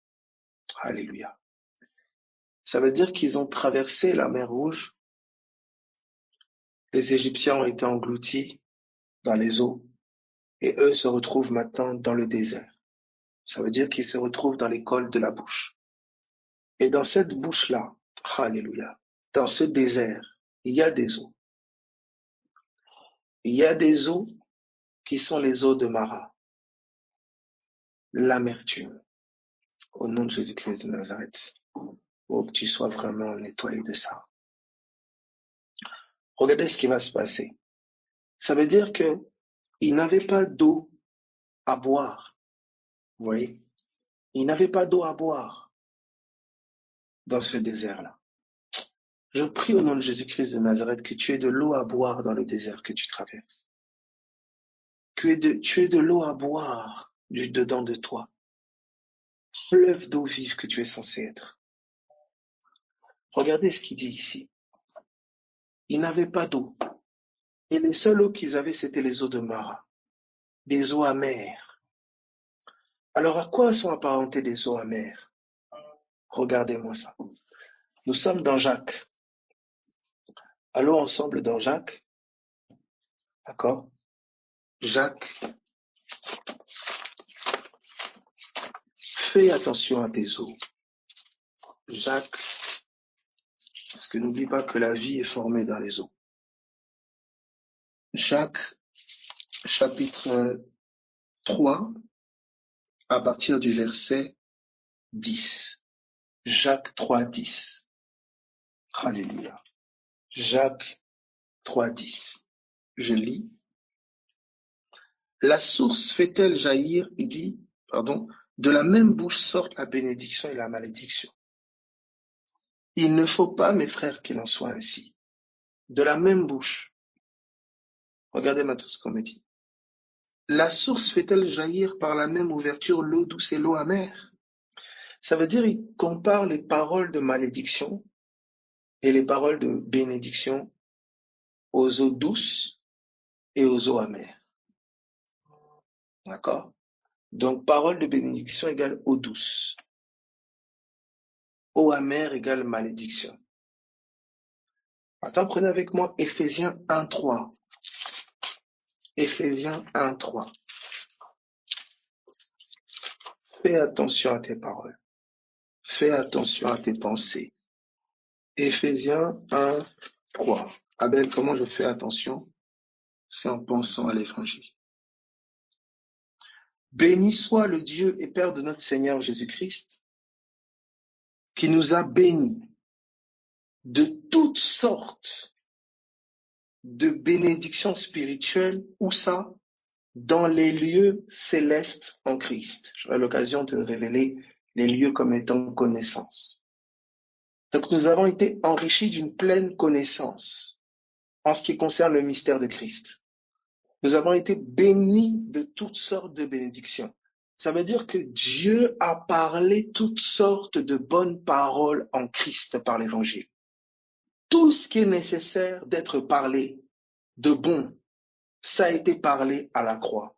Voilà pourquoi on vous dit, là où Christ a dit tout est accompli. Et Genèse a dit, le 7e jour, il entra dans le repos. Christ a dit tout est accompli. Dieu dit le 7e jour, il entra dans le repos. Pourquoi? Tout ce que Dieu avait fait était bon. Ça veut dire que la croix, le tout est accompli, c'est la fin de tout ce qui est bon. C'est-à-dire tout ce qui a pu être parlé et décrété de bon sur l'humanité. Par l'œuvre de la croix, ça a été établi. Tu as été béni de toutes sortes. Il dit toutes sortes. Voici la personne que tu es. Depuis la croix. Alors vous voyez que bénédiction, c'est eau douce. malédiction, mauvaise parole, la vie ensemble, c'est les eaux amères. Maintenant, regardez la première chose que le peuple confronte quand ils sortent et ils arrivent dans le désert, 3 jours de marche, ce sont les eaux amères. Ça veut dire que la première chose qui doit être traitée, c'est tes eaux. Regardez ensemble, retournons dans Exode. Exode, chapitre 15, à partir du verset 23. Exode 15, 23. Alors regardez ceci. Ils arrivèrent à Mara, mais ils ne purent pas boire l'eau de Mara parce qu'elle était amère. C'est pourquoi ce lieu fut appelé Mara. Ils ne pouvaient pas boire l'eau de Mara, c'était amer. Donc, ils ne pouvaient pas vivre. Toi qui es censé boire aux eaux, qui est censé vivre, la vie et la mort sont au pouvoir de la langue. J'ai mis devant toi la bénédiction et la malédiction. J'ai mis devant toi la mort et la vie. Choisis la vie. Donc les eaux dont tu as besoin sont sur tes lèvres. L'homme se rassasie des paroles qui sortent de sa bouche. Les eaux dont tu as besoin pour t'abreuver sont dans ton cœur et sur tes lèvres. Mais regardez quelles eaux il y a ici.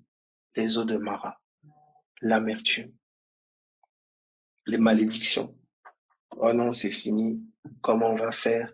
Nanana, nanana, etc., etc. Voilà. Regarde les sortes de paroles. Dès qu'il y a une situation qui ne tourne pas comme prévu, dès qu'il y a une situation contraire, regarde tes paroles, regarde tes eaux.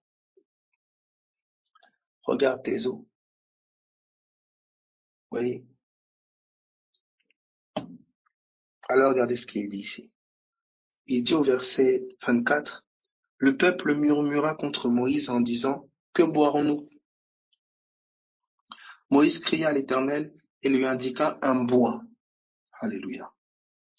Qu'il jeta dans l'eau, et l'eau devint douce. Ce fut là que l'Éternel donna au peuple des lois et des ordonnances, et ce fut là qu'il me mit à l'épreuve. Ça veut dire que, ici, j'ai dit à une sœur chrétienne qu'il fallait faire attention à nos paroles, éviter de dire des mots. Oui, sur une personne, elle a été choquée, elle m'a dit, c'est de la superstition.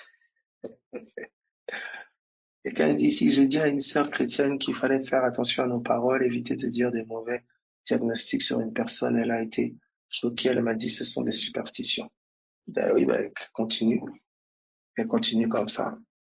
C'est une bonne chrétienne. Oh mon Dieu.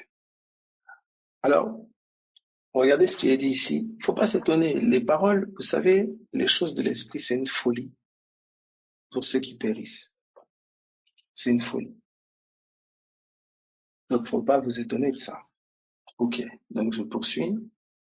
Ça dit ceci. Donc, ça dit ceci. Vous avez vu ici les eaux de Mara, l'amertume. Encore, l'amertume. Le Saint-Esprit est en train d'expliquer, nous parlons la parole de Jésus. Et le Saint-Esprit est en train d'expliquer ici que quelqu'un qui entretient des eaux amères dans son cœur, des pensées amères, de rancune, d'amertume, de colère, de haine, ça affecte ton âme. Ça détruit ton homme intérieur. Ça assèche ton homme intérieur. Ton homme intérieur n'a pas de quoi boire. Vous voyez ici, qu'est-ce que Dieu a fait au travers de Moïse? Il a jeté un bois dans l'eau. Vous entendez ça? Il a jeté un bois dans l'eau. Et quand ce bois a été jeté, les paroles qui étaient amères, quand ce bois a été jeté, les paroles qui étaient amères sont devenues quoi? Des paroles douces. Ça veut dire que la malédiction a été changée en bénédiction par ce bois qui a été jeté dans l'eau. Alléluia. Par ce bois qui a été jeté dans l'eau. Ce qui était malédiction a été changé en bénédiction. Ça veut dire que ce bois-là a assaini les eaux.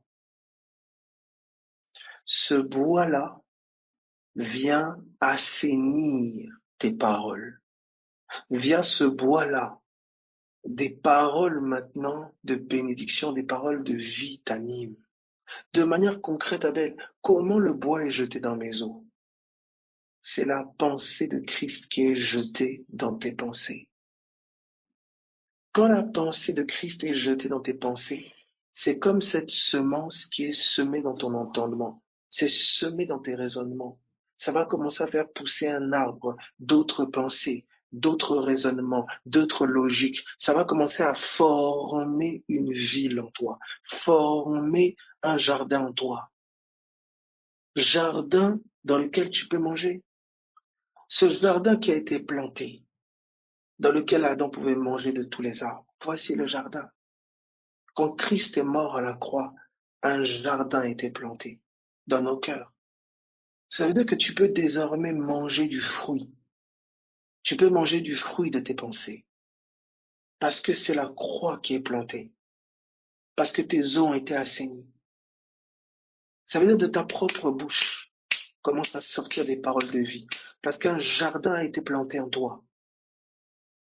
Là où les hommes peut-être vont parler la mort, là où autour de toi les gens vont parler je ne sais comment, là où même, je sais pas moi, ça va maudire à gauche, calomnier à droite, tout ce que tu... Maintenant, il y a un jardin qui a été planté en toi. Il y a un puits qui a été mis en toi. Des fleuves d'eau vive. Regarde ce qui a été déposé en toi. Et tout ça par Golgotha. Tout ça par Golgotha. Est-ce qu'on peut évoluer?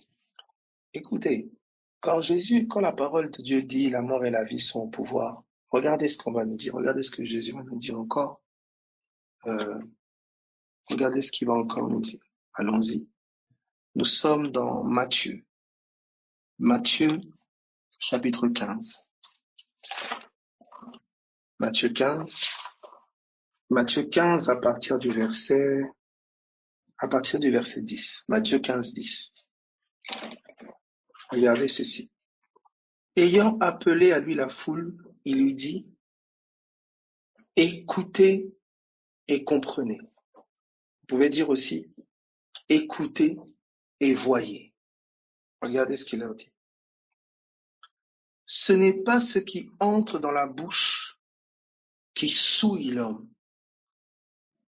Donc déjà, toutes les notions là de manger, quand tu manges ça, t'es impur, tout ça, vous voyez, c'est Jésus qui a dit.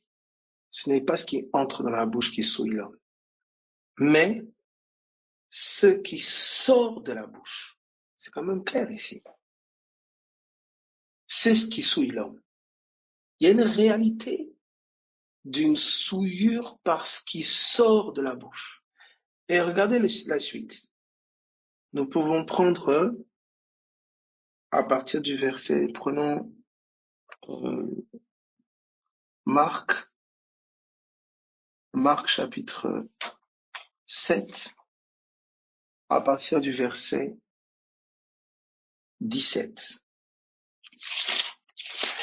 Marc 7, 17. Et mes amis, vous ne pouvez pas dompter la langue. Vous pouvez pas. Si vous dites, ah non, faut pas que je parle de choses mauvaises, ou faut pas, je pense des choses mauvaises, faut pas que... Plus tu vas faire ça, plus tu vas parler des choses mauvaises, plus tu vas penser des choses mauvaises. C'est en tournant tes pensées vers l'œuvre de la croix. Tu sais, ce à quoi tu penses passionnément, ça va gouverner ta bouche. Regarde comment tu ne fais pas d'efforts pour parler de tes problèmes, ça coule comme de l'eau. On vient à peine te voir, déjà en 2 minutes, un tel a dit ça, un tel a fait ça, un tel a ceci, un tel a cela. Parce que c'est ce que tu as devant les yeux. Ce que tu as devant les yeux, ta bouche en témoigne. Ta bouche en témoigne. Pas besoin de forcer. Si c'est l'évangile qui gouverne tes pensées, alors ta bouche sera gouvernée par le ciel. Ta bouche sera gouvernée par la parole de Dieu. Donc tu peux pas forcer, c'est pas quelque chose qui se force. Ton effort à toi, c'est de tourner ton cœur vers l'œuvre de la croix. De tourner ton cœur vers ce que Jésus a fait et qui il est. Christ est son œuvre parfaite. Voici vers quoi tu dois tourner tes pensées. Tout le reste découle de ça. Nous sommes dans Marc, chapitre, je dis combien? Marc 7, je crois. C'est ça. 7, 17. Marc 7, 17. Donc je lis. Je vais prendre, pardon, verset 14 plutôt. Je vais prendre verset 14. Marc 7, 14. Donc je lis. Ensuite, ayant de nouveau appelé la foule à lui, il lui dit, écoutez-moi tous et comprenez. Il n'est hors de l'homme rien qui entrant en lui puisse le souiller, mais ce qui sort de l'homme, c'est ce qui le souille. Donc vous voyez, c'est Matthieu 15. Et là, la différence, c'est qu'il va expliciter. Si quelqu'un a des oreilles pour entendre, qu'il l'entende. Et vous savez qu'à chaque fois que Jésus dit cette phrase-là, c'est qu'il révèle quelque chose de spirituel. Ça veut dire que quelqu'un qui n'est pas spirituel ne peut pas comprendre ça. Ah, comment se fait-il que c'est ce qui sort de ma bouche qui me souille? Quelqu'un de spirituel ne peut pas comprendre ça. Et tu dis des bêtises, tu critiques, tu murmures, tu insultes, tu parles mal d'eux, tout ça. Tu ne gardes pas ta bouche, tu ne veilles pas sur ta bouche. Parce que c'est quelque chose de spirituel. Oh, mais c'est pas grave, oh, voilà. C'est quelque chose de spirituel. Oui. Alors regardez ce qui est dit. Verset 17. Lorsqu'il fut entré dans la maison, loin de la foule, ses disciples l'interrogèrent sur cette parabole. Vous voyez, ils vont l'interroger. Il leur dit, vous aussi êtes-vous sans intelligence? Vous aussi vous ne comprenez pas? Il dit, ne comprenez-vous pas que rien de ce qui du dehors entre dans l'homme ne peut le souiller? Regardez ce qu'il dit. Car cela n'entre pas dans son cœur, mais dans son ventre. Mon Dieu. Donc ça veut dire qu'il est en train de te dire que ce que tu dis, ça entre dans ton cœur. Oh Jésus. Je répète. Il dit, c'est pour ça qu'à trop parler, ah oui, ça commence à prendre ton cœur. Tu en parles tous les jours, ça prend ton cœur. Tu es en train de remplir ton ventre spirituel, qui est ton cœur. Tu comprends? Donc ton cœur est aussi un ventre. Tu apprends ça aujourd'hui. Ton cœur est aussi un ventre. Ton cœur est visage. Ton cœur est aussi un ventre. Alors regardez ce qui est dit ici. Il leur dit, vous aussi, êtes-vous sans intelligence? Ne comprenez-vous pas que rien de ce qui du dehors entre dans l'homme ne peut le souiller? Car cela n'entre pas dans son cœur. Hein? Tu peux pas manger une tranche je sais pas moi, de dinde ou de jambon ou pas cachère ou je sais pas moi, et puis ça entre dans ton cœur. Hein, le jambon se transforme ou je sais pas quoi, ou la dinde se transforme ou je sais pas moi quel autre, ça entre dans ton cœur. Mais non. Alors vous allez voir quelqu'un qui va faire attention à ce qu'elle mange, à ce qu'il mange. C'est-à-dire il fait attention à ce que son ventre mange, mais il ne veille pas sur ce que son cœur mange. Alors regardez ce qu'il dit ici. Car ça n'entre pas dans son cœur, mais dans son ventre, puis s'en va dans les lieux secrets qui purifient tous les aliments. Donc voilà, il va aux toilettes. Il dit encore ce qui sort de l'homme, c'est ce qui souille l'homme, car c'est du dedans, c'est du cœur des hommes que sortent les mauvaises pensées. Vous entendez ça? Il explique pourquoi ça souille quand ça sort de là. Il dit, parce que c'est du cœur de l'homme que sortent les mauvaises pensées. Et il dit, les adultères, les débauchés, les meurtres, les vols, les cupidités, les méchancetés, la fraude, le dérèglement, le regard envieux, la calomnie, l'orgueil, la folie. Il dit, toutes ces choses mauvaises sortent du dedans et souillent l'homme. Donc tout ce qu'il a cité là, c'est dedans. Maintenant, la question qu'il faut se poser, c'est, comment on vole depuis dedans? Mais oui.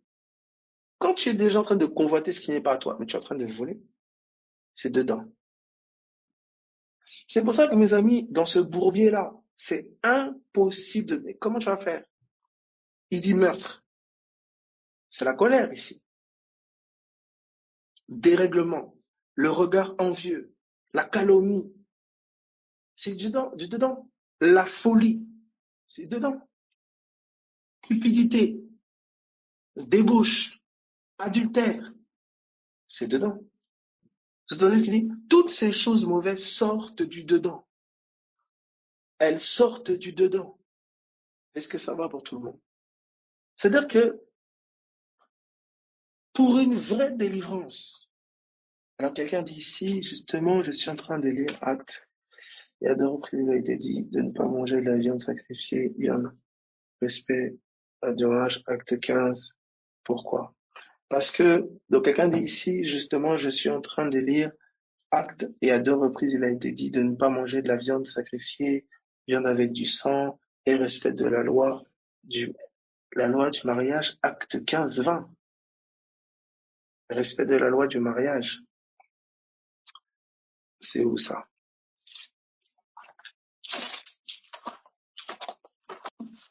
Acte 15, 20.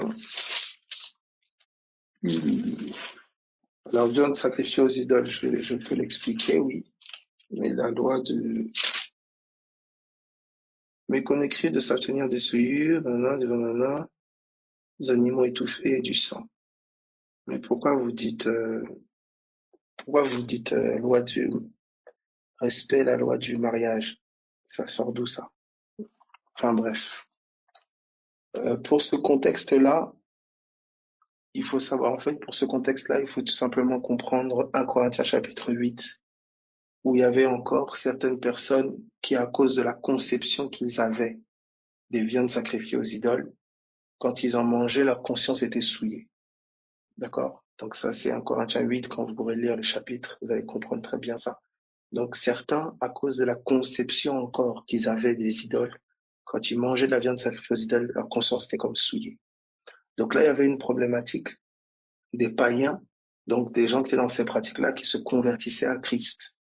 Et comme ils avaient encore une conscience faible, le Saint-Esprit a jugé bon, conduit donc avec les apôtres, de donner cette parole-là afin de pouvoir gérer justement les païens, etc., qui venaient, qui se convertissaient en masse, hein, et que les faux chrétiens, entre guillemets, ceux qui voulaient faire respecter la loi de Moïse, ils essayaient encore de leur imposer le joug de la loi de Moïse. C'est pour ça que, conduits par le Saint-Esprit, Pierre et les apôtres ont donc écrit cette lettre-là comme de conseil.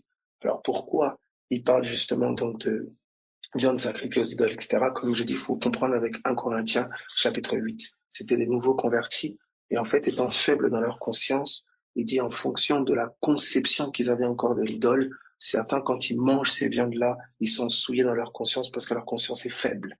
D'accord? Donc voilà. Mais concrètement, un chrétien mature, il se moque de manger viande sacrifiée aux idoles ou pas aux idoles. Il sait que les idoles ne sont pas. Il sait que Christ a vaincu et qu'il n'y a qu'un seul Dieu. Il est au-dessus de ces choses. D'accord? Mais à cause de la conscience de certains qui sont faibles, il dit, eh ben, il s'abstient de ça. Verset 29. Oui, mais oui, il est dit au verset 28, car il a paru bon au Saint-Esprit et à nous de nous imposer d'autres charges que ce qui est nécessaire, savoir de vous abstenir des viandes sacrifiées aux idoles, du sang, des animaux étouffés et de la débauche, choses contre lesquelles vous vous trouverez bien de vous tenir en garde. C'est ce qui est écrit ici.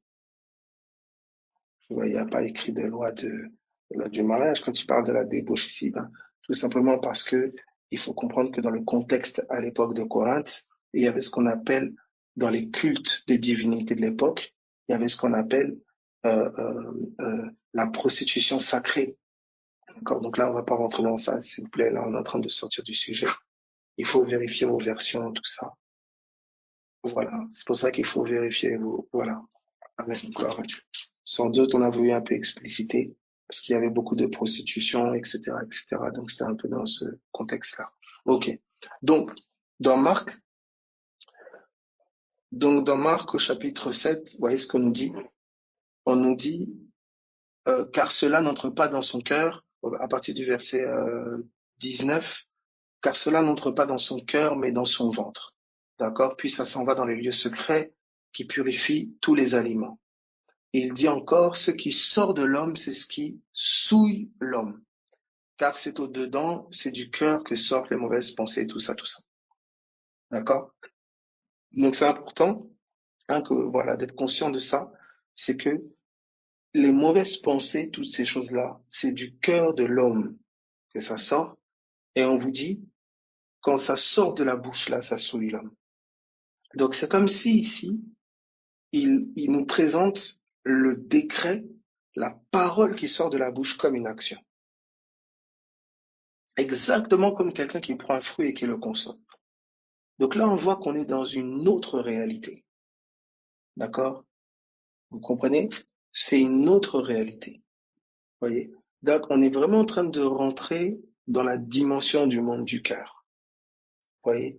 Où là, dans la réalité, par exemple, de la loi, celui qui faisait ces choses, il est condamné pour avoir fait physiquement, posé l'action. Mais là, l'homme est déjà condamné ici par la pensée déjà.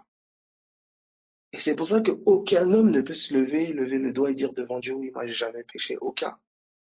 Parce que le cœur, en fait, ici est déjà condamné. C'est pour ça qu'il a fallu que le cœur d'un autre nous soit donné. Il a fallu le cœur d'un autre. Et c'est ça la splendeur de l'évangile. C'est ça cette bonne nouvelle. C'est que Jésus-Christ a exécuté de manière parfaite les exigences de la loi. Il est mort pour nous. Nous ne pouvions pas et nous ne pouvons pas par nous-mêmes faire face à la puissance des ténèbres, à la puissance de la maladie, à la puissance des péchés, à la puissance, on ne peut pas. Mais par la pensée de l'évangile, par ce que Christ a accompli, il y a la puissance nécessaire dans l'évangile pour nous donner de faire face aux situations et autres. D'accord? Donc, la source de l'inspiration de l'Esprit de Dieu, la source de l'inspiration du Saint-Esprit, c'est c'est l'évangile. Quand vous tournez vos pensées vers l'évangile, le Saint-Esprit commence à vous inspirer, d'accord, quand vous tournez vos pensées vers la croix. Alors, les pensées qui ne sont pas dans l'évangile, d'accord, sont des axes, sont des axes au travers desquels l'ennemi va essayer de vous atteindre. D'accord? Alors, je vais terminer avec ça, comme il était dit. De la même manière dont nous sommes dans 2 Corinthiens, d'accord, 2 Corinthiens 10, 2 Corinthiens 10, à partir du verset, non, 2 Corinthiens 11, pardon, à partir du verset 3. 2 Corinthiens 11, 3. Tu dois comprendre que le champ de bataille s'était pensé. Le champ de bataille s'était pensé. Franchement, le chrétien qui ne médite pas, c'est une plaisanterie. Vraiment, je ne sais pas comment vous expliquer. Un chrétien qui ne médite pas, qui ne prie pas, je ne sais pas comment en fait, tu es un clown dans l'esprit. Hein, tu es une blague, vraiment. Tu es une blague. Tu es comme, je sais pas moi. C'est comme si tu es comme quelqu'un qui va à l'armée, qui va au front, je sais pas moi, sans jambes ou je sais pas comment je peux expliquer. Mais tu vois, voilà, exactement, cure-dent avec, voilà, automatiquement, tu dois comprendre que le socle et la base de la vie chrétienne, c'est l'évangile. Et de manière concrète, l'évangile, c'est quoi? C'est les pensées de ton vieil homme, les pensées de l'homme charnel, les pensées de l'ancien toi, tradition, philosophie, tout ce que tu veux, auquel tu renonces. C'est le tombeau.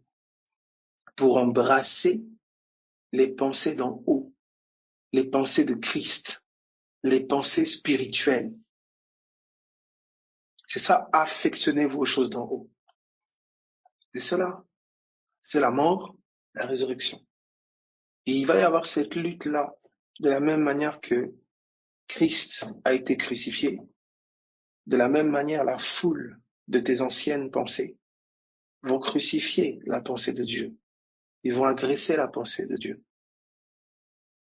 D'accord? Dès l'instant où la pensée de Dieu vient, elle va être agressée, elle va être rejetée par les pensées ténébreuses qui t'animent, les anciens raisonnements, la logique humaine, la philosophie, les raisonnements humains, ta logique cartésienne, ça va rejeter la pensée de Dieu. Pourquoi? Parce que pour l'homme naturel, pour l'homme animal, les choses de l'esprit, c'est une folie. Et qu'il y a toujours quelque chose en toi qui va dire, mais c'est fou. Oh, mais c'est n'importe quoi. Quelque chose qui va dénigrer, exactement comme Christ a été dénigré, foulé aux pieds, moqué. Vous voyez? Donc, c'est quelque chose dont tu dois être conscient. Quand la parole de Dieu vient à toi, elle va confronter les forteresses, les raisonnements, d'accord? Des raisonnements moqueurs, des raisonnements orgueilleux qui vont la mépriser. Vous voyez? Alors regardez, nous sommes dans 2 Corinthiens, au chapitre 11 à partir du verset 3. Il dit ceci: toutefois, de même que le serpent séduisit Ève par sa ruse, je crains que vos pensées ne se corrompent et ne se détournent de la simplicité à l'égard de Christ. Vous voyez, la séduction du serpent, je le répète, il a séduit Ève par sa ruse. La séduction du serpent, ce sont des pensées rusées. Ce sont des raisonnements habiles, des raisonnements habilement conçus, des raisonnements rusés. Dans quel but? Corrompre la pensée de la simplicité à l'égard de Christ. Ce que Christ est et ce qu'il a fait, c'est simple. C'est simple. Et nous sommes appelés à le garder de manière ferme et radicale. Mais des pensées rusées, habilement construites, envoyées par l'ennemi, vont tout faire pour corrompre nos pensées. Oui, mais si vraiment Dieu a-t-il réellement dit, oui, là, la chose, elle est très simple. Jésus-Christ est venu. Il est mort pour toi. Il a pris tes fautes. Il a pris tes péchés. Il a pris tes maladies. Il a été enseveli. Il est ressuscité le 3e jour, victorieux, vivant. Il vit en toi. Son esprit est en toi. Voilà l'évangile. Maintenant, cherche à en avoir la compréhension. J'avais entendu parler de toi, maintenant mon œil te voit. Cherche à comprendre l'évangile. Cherche à comprendre cette nouvelle-là.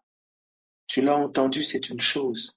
Oh, je t'amènerai sur ce texte qu'un frère partageait tout à l'heure qui m'a beaucoup touché, qui est dans Ésaïe. Je t'amènerai sur ça. Ésaïe. Merci Jésus. Ésaïe. Tac, tac, tac. Ésaïe 29, à partir du verset 18. Ésaïe 29, 18. Alors, quand tu comprends que ce sont tes pensées, il y a vraiment un travail farouche au niveau de tes pensées. Et bien, naturellement, ce que tu vas écouter, ce que tu vas regarder, ce que tu vas, écouter, regarder, parler principalement, puisque c'est vraiment ta bouche qui est le gouvernail. Quand tu parles quelque chose, tu te l'appropries. Tu l'établis dans ton cœur. À force de le parler, tu l'établis dans ton cœur. Exactement comme quelqu'un mange et remplit son ventre. Et ben, par les paroles de ta bouche, tu remplis ton cœur.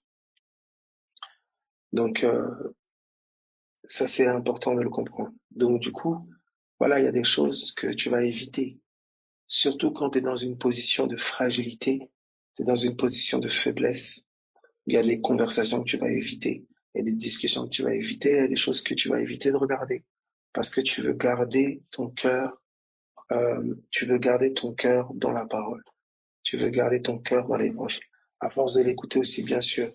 Mais ce que vous écoutez, mais que vous ne parlez pas, que vous ne vous témoignez pas, que vous ne parlez pas, que vous n'agissez pas dessus, mais ça reste toujours limité.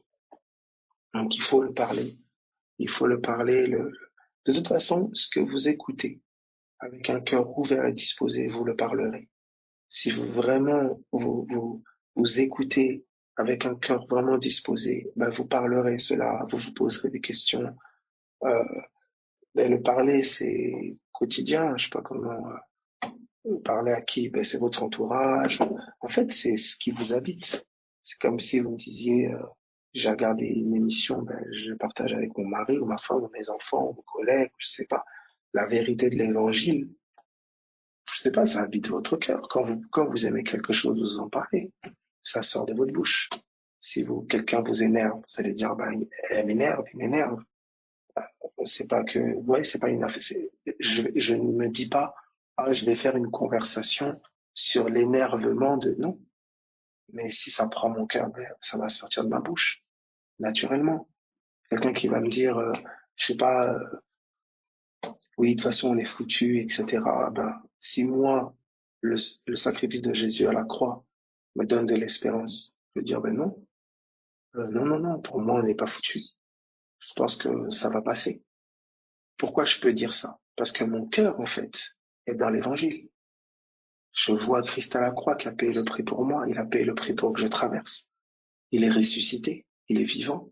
Et s'il est ressuscité, il a traversé, donc j'ai traversé avec lui. Donc je vais pas forcément dire oui à quelqu'un, oui, j'ai traversé avec Jésus, mais il y a des paroles qui vont naturellement découler de cette vérité que je garde dans mon cœur. Alors dans Ésaïe 29, pour terminer, Ésaïe 29 à partir du verset combien?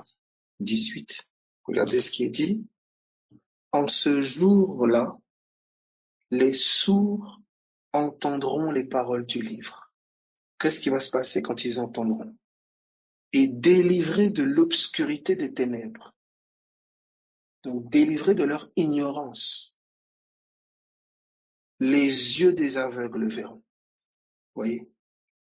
Ça veut dire que on te fait comprendre que ce que tu entends, ce que tu écoutes, d'accord? Il dit, déjà c'est particulier quand on dit, il dit, en ce jour-là, les sourds entendront les paroles du livre. Donc un sourd qui entend, c'est particulier quand même. C'est pour dire que c'est pas avec les oreilles physiques, mais les oreilles du cœur. Les sourds entendront les paroles du livre. Il dit en ce jour-là, quand ils vont entendre les paroles du livre, délivrés de l'obscurité des ténèbres, délivrés de l'obscurité de l'ignorance. Il dit les yeux s'ouvriront, les aveugles verront. Et quand vous prenez ici les yeux des aveugles verront, vous pouvez reprendre ça dans Isaïe 61, dans Matthieu 4, les deux textes en parallèle. Vous retrouverez que le recouvrement de la vue des aveugles, c'est la sortie de prison. Isaïe dit, proclamez la liberté aux captifs, la délivrance aux prisonniers. Mais Matthieu 4 dit, proclamez aux aveugles le recouvrement de la vue, où Dieu dit à Paul, je t'envoie pour leur ouvrir les yeux, afin qu'ils passent des ténèbres à la lumière. Donc l'aveugle qui voit, c'est la délivrance de sa prison. Comment voit-il? Par ce qu'il entend. La parole de l'évangile que tu entends va te donner de penser d'une manière qui va te sauver, qui va te sortir de prison, qui va te sortir de la captivité, qui va te sortir de la maladie, qui va te sortir de la captivité, quelle que soit la forme de la prison. Mais ça vient de ce que tu entends. C'est pour ça qu'on te dit que la foi vient de ce que l'on entend, de ce que l'on comprend. Écoutez et comprenez. La foi vient de ce que l'on entend. Et ce que l'on entend vient de la parole de Christ, qui est l'évangile.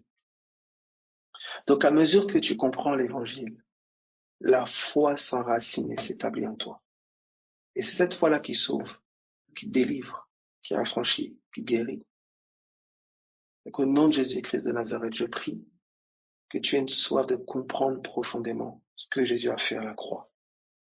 Tout ce que nous avons lu, vous avez vu, on a lu dans Exode, on a lu dans Jean 4, on a lu dans Jean 5.